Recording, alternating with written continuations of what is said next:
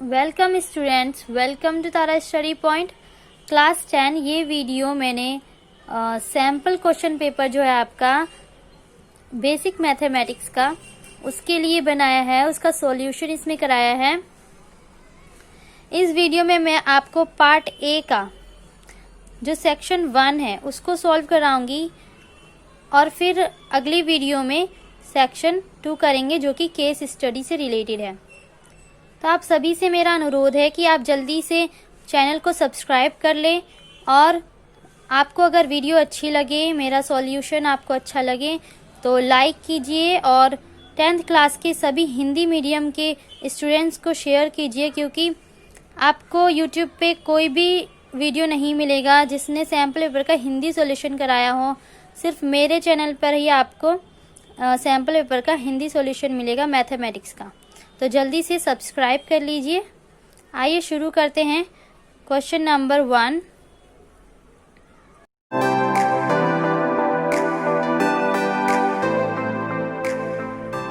Class 10 आइए देखते हैं सैम्पल पेपर का question number 1। Express 156 as the product of primes. 156 को अभाज्य गुणनखंड के गुणनफल के रूप में व्यक्त कीजिए। इसमें आपको सिंपली कुछ नहीं करना है, 156 का आपको गुणनखंड निकालना है।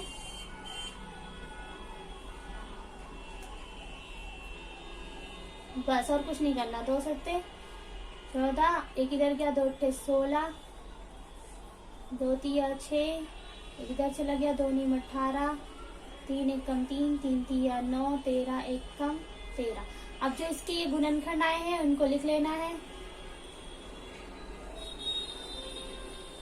2 कितनी बार आया है? 2 बार। 3 कितनी बार आया है? 1 बार। 13 1। बस यही आपका आंसर।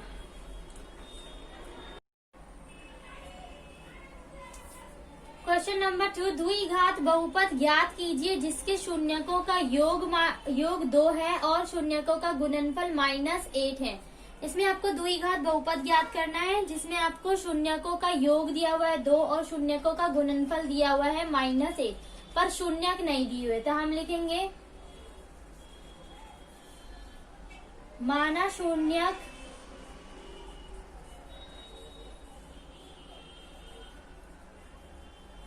शून्यक है अल्फा एंड बीटा,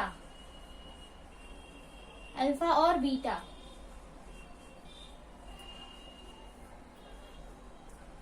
अब क्या दिया हुआ आपको? शून्यकों का योग। तो शून्यकों का योग यानी अल्फा प्लस बीटा कितना दिया हुआ है? 2। और शून्यकों का गुणनफल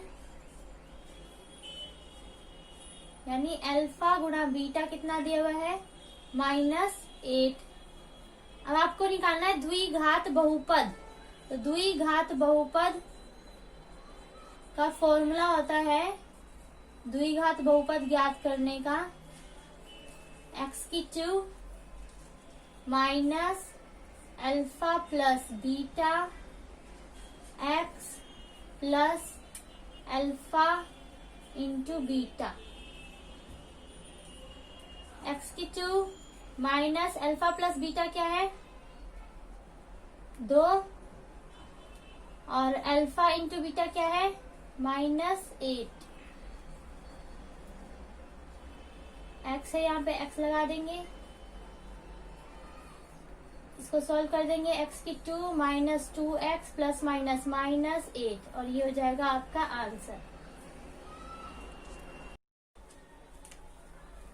क्वेश्चन 3। HCF 96 और 404 का दिया हुआ है 4। एलसीएम निकालना है आपको 96 और 404 का। तो हमें पता है दो संख्याओं का गुणनफल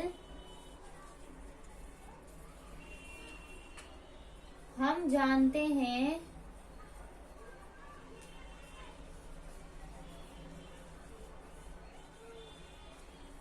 दो संख्याओं का गुणनफल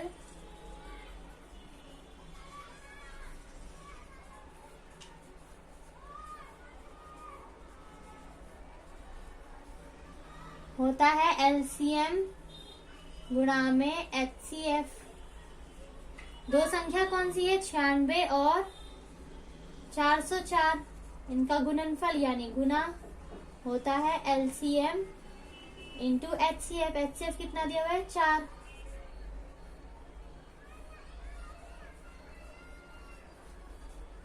ये एलसीएम यही रहेगा क्योंकि ये हमें ज्ञात करना है। और 4 कहाँ आ जाएगा? गुणा में है तो बट्टे में। अब ये कट जाएगा। 4 एकम 4, 4 एकम 4, 0, 4 एकम 4। अब 96 और 101 को गुना करेंगे तो क्या आएगा? 9 6 9 6। और यही हो जाएगा आपका एलसीएम। तो एलसीएम ज्ञात करना था, तो ये हो गया हमारा आंसर। ओके, आइए देखते हैं क्वेश्चन नंबर 4। क्वेश्चन नंबर 3 में आप देखेंगे कि आपको इन दोनों क्वेश्चन में से एक करना है। आपको चॉइस मिलेगी, जो आपको आसान लगे आप वही कीजिए। State the fundamental theorem of arithmetic. अंकगणित की आधारभूत प्रमेय को बताइए। इसका आंसर है, एक नंबर में आपको आंसर देना है। प्रत्येक भाज्य संख्या को एक अद्वितीय रूप से अभाज्य संख्याओं यानी प्राइम नंबर्स के गुणनफल के रूप में व्यक्त किया जा सकता है। आपसे पूछा कि अंकगणित की आधारभूत प्रमेय क्या है, तो अंकगणित की आधारभूत प्रमेय ये है। ठीक है, आइए देखते हैं क्वेश्चन नंबर 4। क्वेश्चन नंबर 4, अनुपातों की तुलना कर ज्ञात करो कि निम्नरेखिक समीकरणों के युग्म संगत है या असंगत। ये समीकरण आपको दिए हुए हैं, इनकी तुलना करनी है इनके अनुपातों की और देखना है कि ये संगत है या असंगत है। तो ये हम कैसे देखते हैं? A1/A2, B1/B2, C1/C2। A1 क्या होता है? पहले समीकरण का जो x का गुणांक होगा वो A1। यहाँ पे x का गुणांक कुछ नहीं है तो यहाँ पर 1 आ जाएगा। दूसरे समीकरण का x का गुणांक A2 होगा यानी 3। पहले समीकरण का y का गुणांक कितना है? -2, ये हो जाएगा हमारा B1। दूसरे समीकरण का y का गुणांक कितना है? 4। C1 क्या होता है? बिना x y वाली संख्या, पहले समीकरण में कुछ नहीं है, दूसरे समीकरण में -20। अब इनकी तुलना करते हैं और देखते हैं कि ये संगत है या असंगत है। पहले जो कटेगा उसको काट लेंगे। 2 एकम 2, 2 दूनी 4, तो यानी 1 -1/2।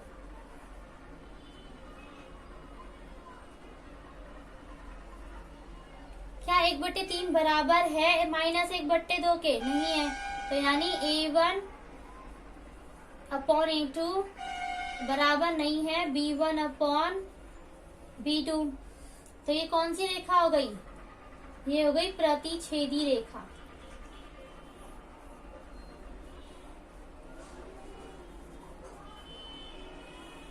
यानी ये एक ऐसी लाइन बनेगी जो एक दूसरे को एक बिंदु पर प्रतिच्छेद करेगी, यानी इसका एक हल है।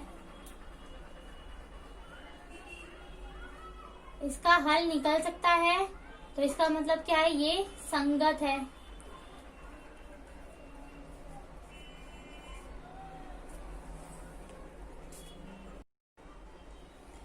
क्वेश्चन नंबर 5, यदि a और b अभाज्य संख्याएं को प्राइम नंबर है तो a और b का HCF ज्ञात कीजिए। देखिए ये एक नंबर का आपका क्वेश्चन है। अभाज्य संख्या है यदि a और b, तो इनका HCF क्या होगा? अभाज्य संख्या क्या होती है? जैसे मान लीजिए 3 और 5 है और 5 और 7 है,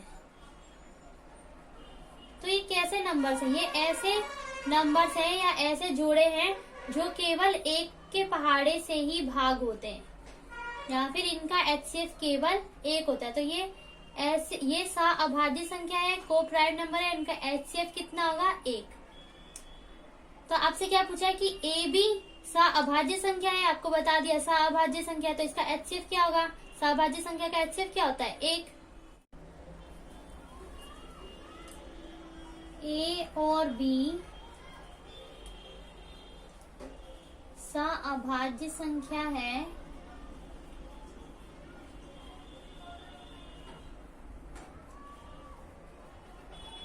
इसलिए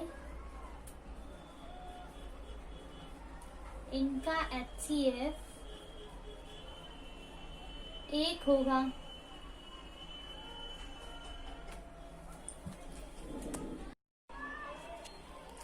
क्वेश्चन नंबर 6, 6 सेंटीमीटर त्रिज्या वाले एक वृत्त के एक त्रिज्या खंड का क्षेत्रफल ज्ञात कीजिए जिसका कोण 60 डिग्री है।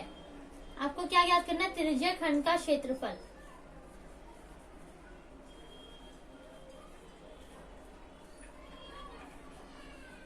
त्रिज्या खंड का क्षेत्रफल का फॉर्मूला होता है थीटा बट्टे 360 गुणा में पाई आर स्क्वायर। आपको एक वृत्त दिया हुआ है, इसमें आपको त्रिज्या खंड का क्षेत्रफल ज्ञात करना है। ये त्रिज्या खंड है, इसमें आपको इसके अंदर का भाग, अंदर का क्षेत्रफल ज्ञात करना है, जिसमें आपको थीटा दिया हुआ है 60 डिग्री और त्रिज्या दी हुई है आपको 6 सेंटीमीटर त्रिज्या यानी आर। तो त्रिज्या खंड का क्षेत्रफल निकालना है तो ये फॉर्मूला लगाएंगे और सिंपली फॉर्मूले की जगह जहां जहां जो चीज है वो पुट कर देंगे। थीटा कितना है? 60 डिग्री। कितना है? 360 गुणा में पाई का मान आपको दिया हुआ है 22/7 आर स्क्वायर यानी आर क्या है? त्रिज्या 6 गुणा 6। कट कर देंगे, 6 कम 6, 6 6 36, 6 से 6 कट गया, बचा क्या? 22/7 और 6, 22 को 6 से गुणा करेंगे 132 बट्टे में 7, 132 को 7 से भाग करेंगे तो आएगा 18.86 के लगभग सेंटीमीटर। ये हो जाएगा आपका आंसर।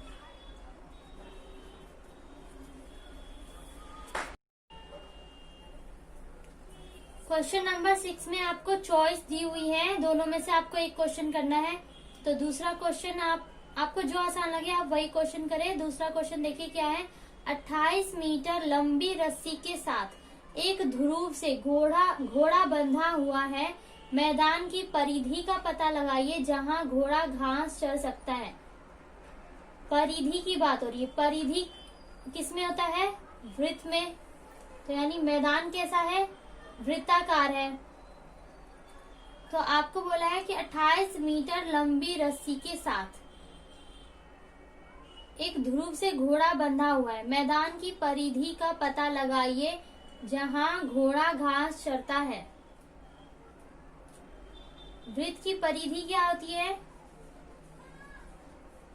मैदान की परिधि का पता लगाइए यानी वृत्त की परिधि निकालनी है। वृत्त की परिधि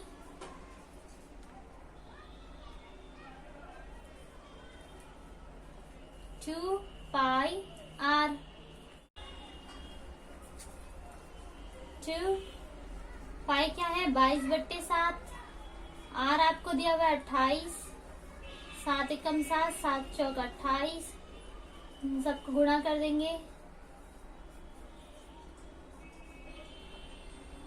तो क्या आ जाएगा? 44। 44 को 4 से गुणा करेंगे,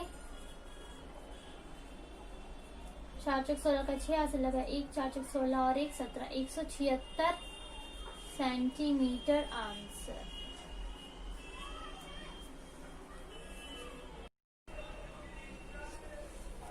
question number 7, in the given figure दी हुई आकृति में DE समानांतर है BC।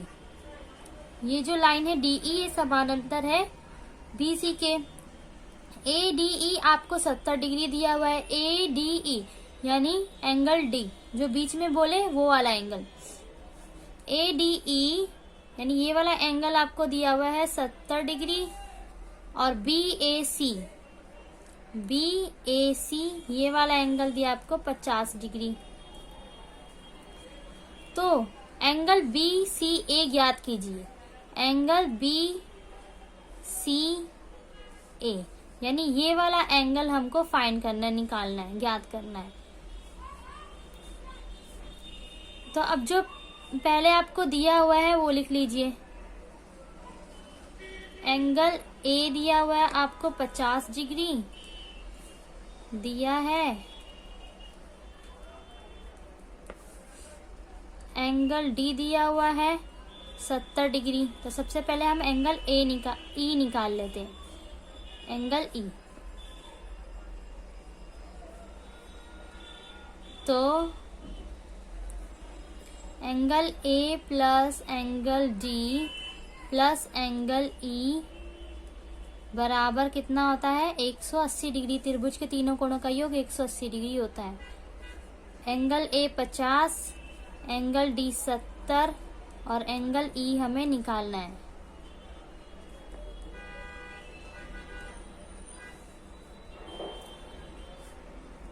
एंगल ई 70 और 50, 7 5 12 120,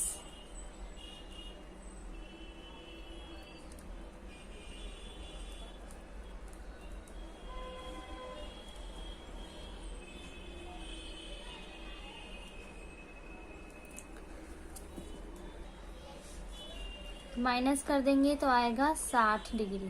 तो एंगल ई हमारा कितना आया? 60 डिग्री। अब हमें निकालना है एंगल सी। तो आपको बोला है कि आपको ये दिया हुआ है कि डी ई समानांतर है बी सी, दिया है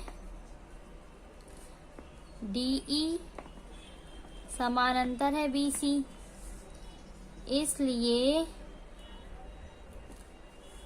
इसलिए क्या होगा? ये वाली लाइन इसकी समानांतर है, तो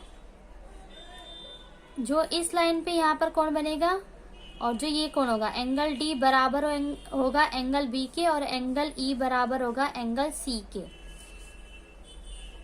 इसलिए एंगल ई बराबर है एंगल सी। तो एंगल ई कितना है? 60 डिग्री। तो एंगल सी भी कितना हो जाएगा?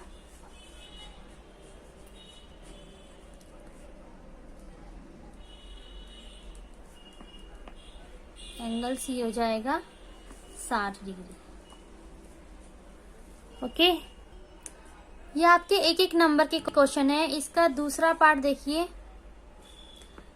क्वेश्चन नंबर 7 में आपको चॉइस है, इसमें से आप एक कर सकते हैं। In the given figure AD, दी हुई आकृति में एडी आपको दिया हुआ है 2 सेंटीमीटर, एडी दिया हुआ है 2 सेंटीमीटर, बीडी दिया हुआ है 3 सेंटीमीटर, एई दिया हुआ है 3.5 एंड एसी दिया हुआ है, एसी यानी ये पूरी जो लाइन दी हुई है ये दिया हुआ है आपको 7 सेंटीमीटर।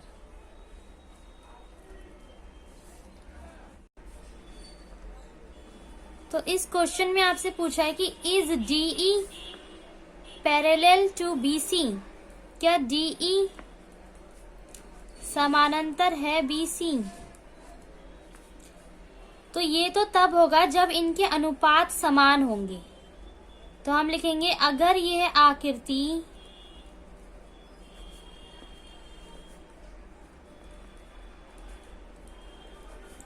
समानुपातिक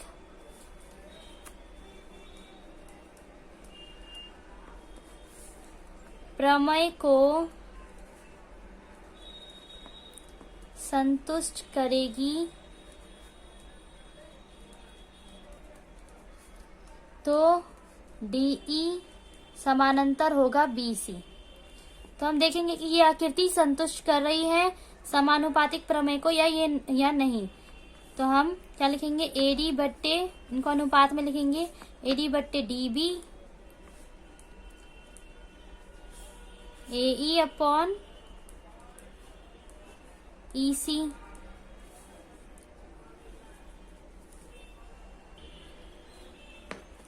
एडी कितना है? 2, डीबी 2, डीबी कितना है?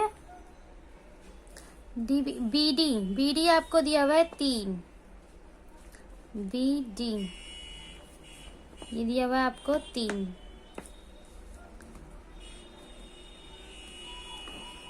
और एई 3.5, EC 3.5, 3.5 एक कम 3.5, तो 2/3 बराबर नहीं है 1 के, तो इसका मतलब इसलिए DE समानांतर नहीं है। D समानांतर BC नहीं है। आइए देखते हैं क्वेश्चन नंबर 8। क्वेश्चन नंबर 8, 24 रुपए प्रति मीटर की दर से एक वृत्तीय क्षेत्र में बाड़ लगाने की लागत 5280 रुपए है। क्षेत्र की त्रिज्या ज्ञात कीजिए। एक वृत्त है, इसमें 1 मीटर बाड़ लगाने पर आपका खर्च जो आता है वो 24 रुपए है, और पूरे पे बाड़ लगाने का खर्च 5000। इस पूरे वृत्तीय क्षेत्र में बाड़ लगाने की लागत कितनी है? 5280 रुपए। तो हम सबसे पहले निकालेंगे वृत्त की परिधि।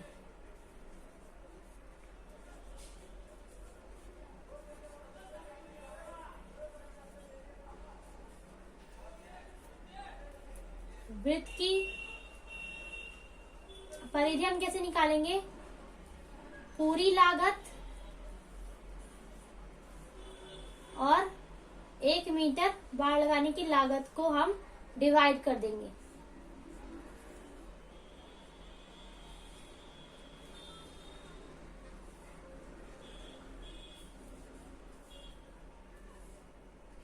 बारह एक कम 12, 12 दूनी 24, 2 दूनी 12 दूनी 24, 0, यानी वृत्त की परिधि कितनी आई है?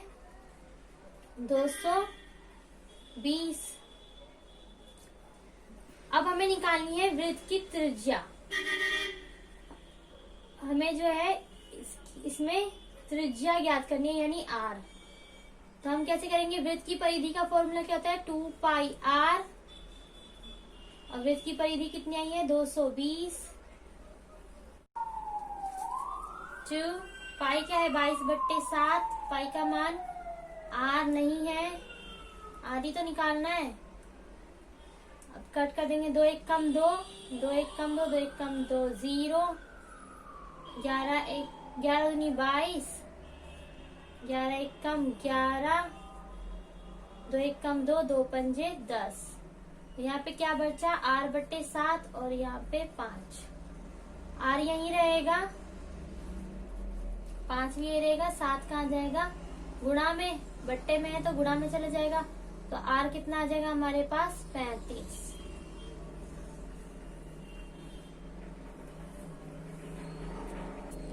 तो हमें वृत्त की त्रिज्या निकालनी थी, तो ये हो गया आपका आंसर। क्वेश्चन नंबर 9, आंधी आने से एक पेड़ टूट जाता है और टूटा हुआ भाग इस तरह मुरझाता है कि पेड़ का शिखर जमीन को छूने लगता है और इसके साथ 30 डिग्री का कोण बनाता है। पेड़ के पाद बिंदु की दूरी जहाँ पेड़ का शिखर जमीन को छूता है 8 मीटर है। पेड़ की लंबाई ज्ञात कीजिए जहाँ से वो टूटा है। एक पेड़ है जो आंधी आने के कारण टूट जाता है, उसका जो टूटा हुआ भाग है वो जमीन को इस तरह से छूता है। उसका टूटा हुआ, मान लीजिए यहाँ से वो टूटा है, टूटा हुआ जो भाग है वो जमीन को इस तरह से छूता है कि वो 30 डिग्री का कोण बनाता है। पेड़ के पाद बिंदु की दूरी जहाँ पेड़ का शिखर जमीन को छूता है, यानी जहाँ पर ये इसका जो पेड़ का शिखर है वो जमीन को छूता है, वहां से लेकर इसके पाद बिंदु तक की दूरी 8 मीटर है। पेड़ की लंबाई ज्ञात कीजिए जहाँ से वो टूटा है, यानी कि ये लंबाई हमें ज्ञात करनी है जहाँ से वो टूटा है। पहले इस आकृति को नाम दे देते हैं ABC। अब देखिए यहाँ पे 90 डिग्री का कोण बन रहा है, तो इसके सामने वाली भुजा होगी कर्ण, और ये हो गया आपका लंब, और ये आधार। तो हम लिखेंगे त्रिभुज ABC में हमें क्या निकालना है? लंब। लंब क्या है? BC। लंब बट्टे, और दिया क्या है आपको, आधार दिया हुआ है 8 सेंटीमीटर। आधार, लंब बट्टे आधार क्या होता है, लंब बट्टे आधार होता है tan थीटा। लंब क्या है BC, आधार क्या है AB, tan थीटा क्या दिया हुआ है आपको 30 डिग्री। BC क्या है, BC तो निकालना है, AB कितना है 8, और tan 30 का मान क्या होता है 1/3।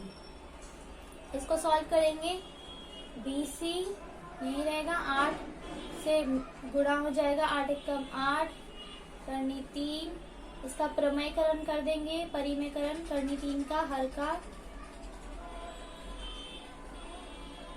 ऊपर नीचे दोनों तरफ गुना कर देंगे करनी 3 को, तो इसका परिमेयकरण हो जाएगा 8 करनी 3, रूट से रूट कट गया, इन दोनों में से एक कॉमन आ गया, ठीक है।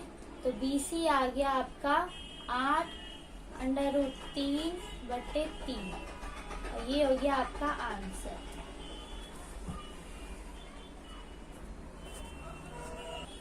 अब आते हैं क्वेश्चन नंबर 10 पर।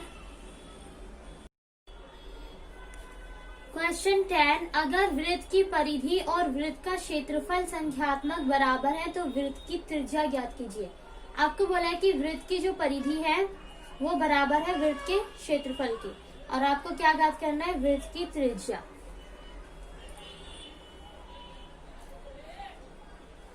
तो लिखेंगे वृत्त की परिधि दिया है, वृत्त की परिधि बराबर है वृत्त का क्षेत्रफल,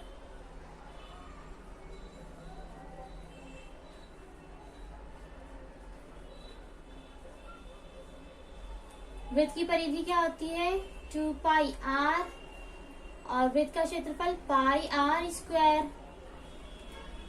2 पाई कितना है 22/7, r निकालना है हमें, त्रिज्या यानी r निकालना है, पाई 22/7 r², r गुणा r, ठीक है।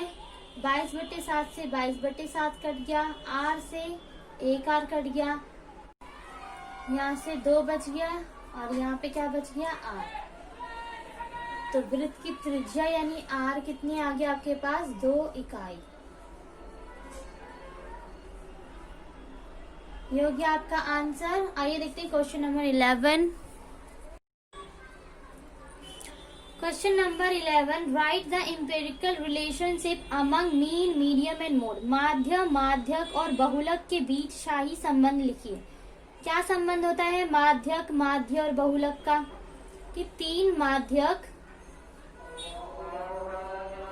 बराबर होते हैं बहुलक प्लस 2 माध्य। बस 1 नंबर का क्वेश्चन है, ये हो गया आपका आंसर। आइए देखते हैं क्वेश्चन नंबर 12। क्वेश्चन नंबर 12, एक रेखाखंड BC को 3:5 में विभाजित करने के लिए हम BX को इस प्रकार बनाते हैं कि एंगल CBX एक न्यून कोण प्राप्त होता है। तो किरण BX पर समान दूरी पर स्थित होने वाले न्यूनतम अंक क्या होंगे। देखिए एक रेखाखंड है BC,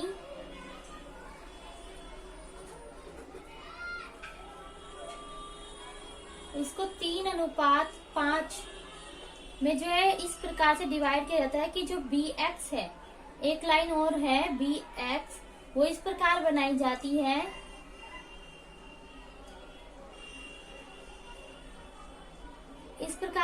कि CBX एक न्यून कोण प्राप्त होता है।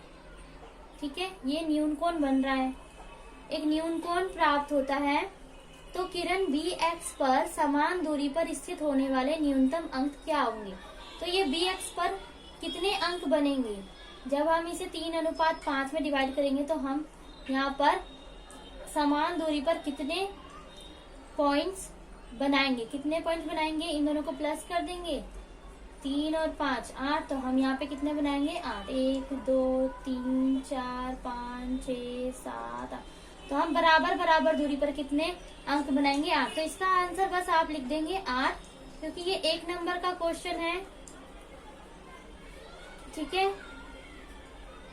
आइए देखते हैं क्वेश्चन नंबर 13।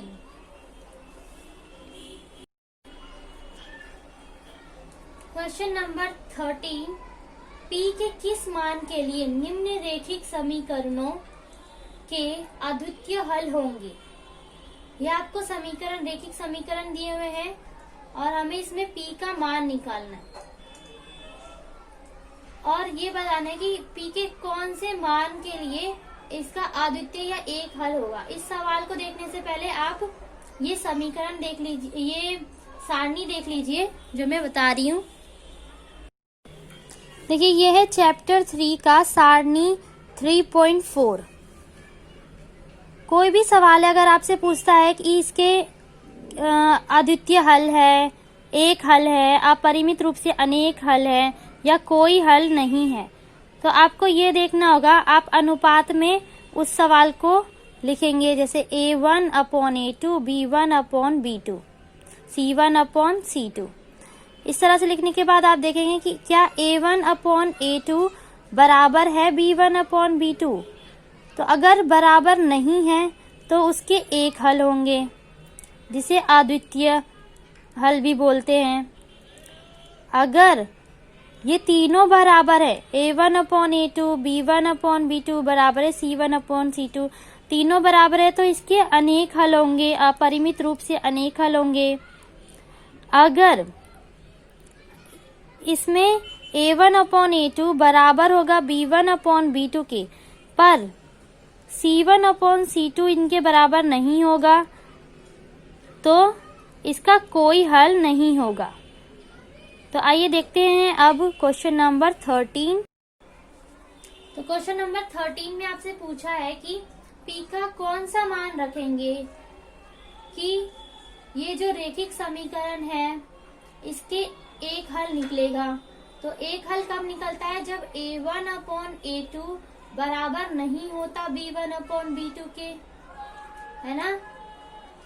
तो आप देखेंगे A1 क्या है, पहले समीकरण का x का गुणांक A1,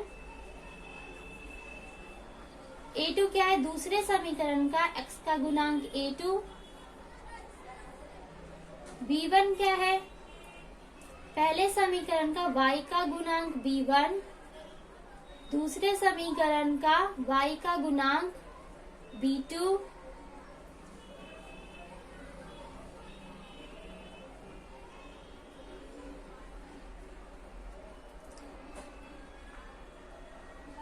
है ना।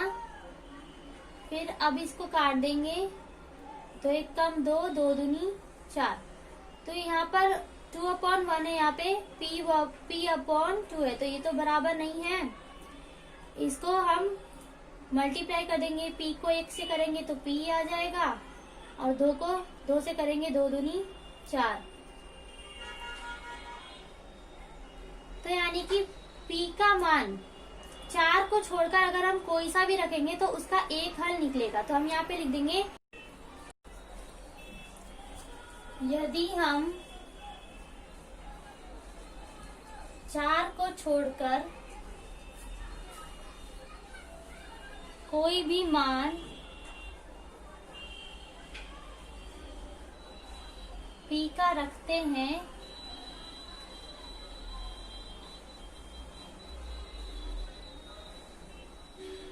तो वह इस समीकरण को संतुष्ट करेगा।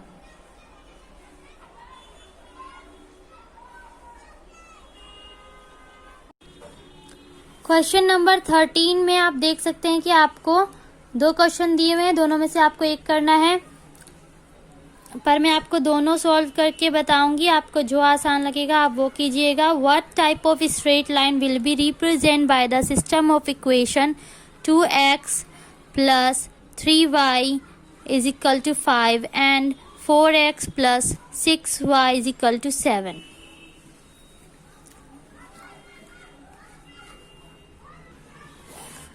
समीकरणों की प्रणाली द्वारा किस प्रकार की सीधी रेखा का प्रतिनिधित्व किया जाएगा।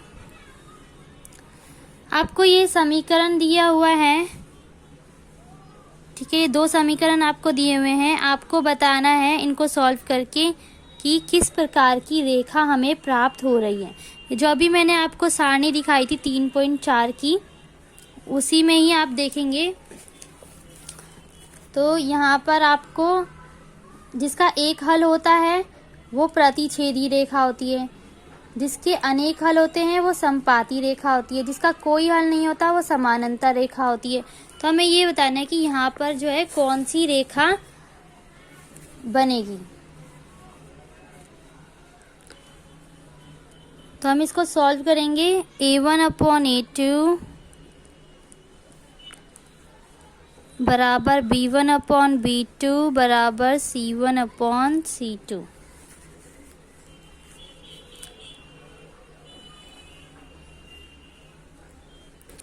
तो हम देखेंगे 2 a1 क्या है 2, a2 क्या है 4, b1 क्या है, b1 है आपका 3, b2 क्या है 6, c1 क्या है 5, c2 क्या है 7। अब देखिए जो कट रहा है उसे काट दीजिए। 2 एकम 2, 2 दूनी 4, 3 एकम 3, 3 दूनी 6। ये नहीं कटेगा, यानी कि ये 1/2 और ये भी 1/2, यानी कि ये बराबर है और ये बराबर नहीं है। तो यानी कि a1/a2 बराबर है b1/b2 पर c1/c2 बराबर नहीं है। तो हमें कौन सी रेखा प्राप्त हो रही है ना, ये वाला। तो यह कौन सी रेखा है, समानांतर रेखा। तो 1 नंबर का क्वेश्चन है, हम लिख देंगे समानांतर रेखाएं। आइए देखते हैं क्वेश्चन नंबर 14। क्वेश्चन नंबर 14, एक बैग में 3 लाल गेंदे हैं और 5 काली गेंदे हैं। बैग में से एक बॉल निकाला जाता है तो बॉल की लाल होने की संभावना ज्ञात कीजिए। लाल गेंदे कितनी है, ये आपका 15 चैप्टर में से है क्वेश्चन और 1 नंबर का आया हुआ। लाल गेंदे कितनी है 3, काली गेंद 5। तो बॉल की लाल होने की संभावना पूछा है, तो प्रायिकता इसकी रेड बॉल की, प्रायिकता का फॉर्मूला क्या आता है, संभावित परिणामों की संख्या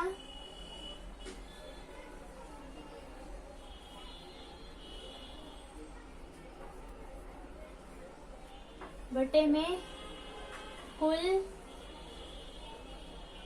संभव परिणाम।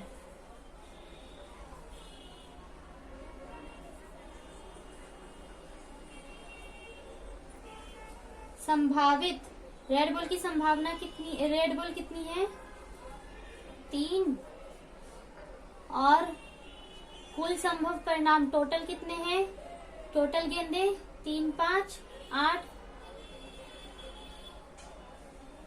तो रेड बॉल आने की प्रायिकता क्या है 3/8। 14 क्वेश्चन में भी आपको चॉइस दी हुई है, दोनों में से आपको एक क्वेश्चन करना है। एक पासा एक बार फेंका जाता है तो एक अभाज्य संख्या होने की प्रायिकता ज्ञात कीजिए। अ डाई इज थ्रोन वंस, एक पासा एक बार फेंका जाता है। What is the probability of getting a prime number, एक अभाज्य संख्या आने की प्रायिकता ज्ञात कीजिए। पासा होता है, पासे में कितने नंबर होते हैं, कौन कौन से नंबर होते हैं 1,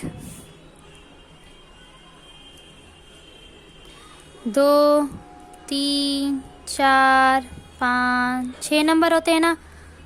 तो आपसे पूछा है एक अभाज्य संख्या आने की प्रायिकता कितनी है।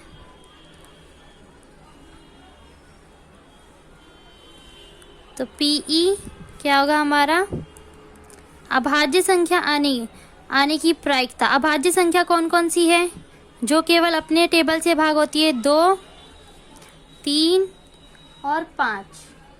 और हाँ, तो अभाज्य संख्या कितनी है? 3। और टोटल नंबर कितने हैं ये? 6। 3 एक कम 3, 3 दूनी 6। यानी हमारी प्रायिकता कितनी है अभाज्य संख्या आने की? 1/2। तो ये जाएगा आपका आंसर। Question number 15। एक टावर जमीन पर लंबवत खड़ा है, ठीक है, लंबा खड़ा है। जमीन पर एक बिंदु से, जो टावर के पेड़ से, जमीन का मान लीजिए कोई बिंदु है, वो टावर के पेड़ से 15 मीटर की दूरी पर है, ठीक है। टावर के शीर्ष से, ये टावर का टॉप है, यहां से 60 डिग्री का एंगल बन रहा है। तो टावर की ऊंचाई ज्ञात कीजिए। तो हमें ये टावर की जो ऊंचाई है इसको ज्ञात करना है। तो इस आकृति को नाम दे देंगे A, B, C। अब हमें निकालना क्या है? 1 मिनट। यहाँ पे क्या बन रहा है? 90 डिग्री का कोण। तो ये सामने वाला क्या होगा हमारा? कर्ण। 90 डिग्री के सामने वाली भुजा कर्ण, ये लंब और ये आधार।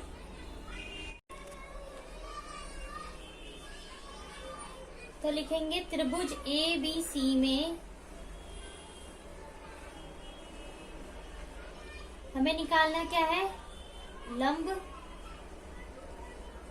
और दिया क्या है? आधार दिया हुआ है 15।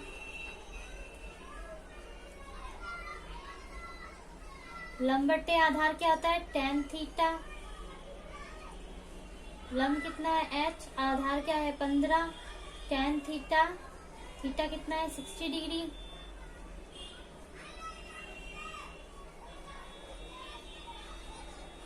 tan 60 का मान क्या होता है? कर्णी 3।